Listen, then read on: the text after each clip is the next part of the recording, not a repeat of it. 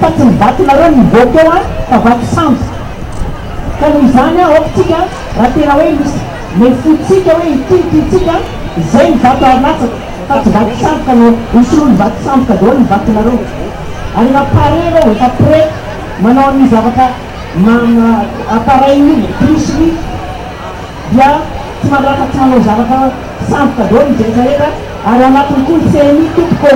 ny CNI tompoko dia praitsy kombakomba amy zareo ka miana teo ny CNI ary tsy maintsy tadiavitsika hoe iza ny raha vory fotsiny hafa iza ny tena mampanao an'ireo vato samboka reo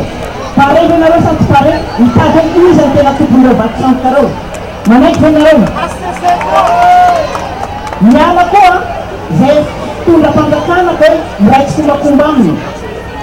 miala koa reo raha ohatra ka tsy mampotsa ny biby avokany a dia mitsangantsika tompoko tenareo ve zany reo olona rehetrarehetra zay vao sisy bola zay tsy manao zavatra amin'ny mpamarinana hitsangantsika fa tsy maintsy mivatotsika re tena titsika manatatsika zay ka noho izany a mitsangana daholo tsika malagasy aza manaiky mihitsy zao fitsidianan'izao fa diovy aloha zay no angatanay diovy aloha atao mangarahara satria ka vao mandeha fitsidianana ekenareo hoe zany sa tetenareo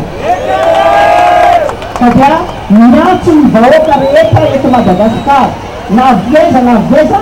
atao maso kokoa ny masonareo a mijery hoe mety sa tsy mety iza ny mangaratra ary raha azo atao a da rehefa tsika ny fitsarana mihitsy rehefa angarabaty reo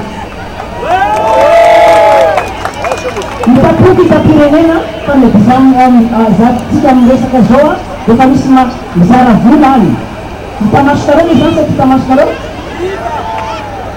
misy mizara vola any ka aza manaiky tompoko aza manaiky fa tsika de mandeha mangarahara amin'ny tena izy sopra tompoko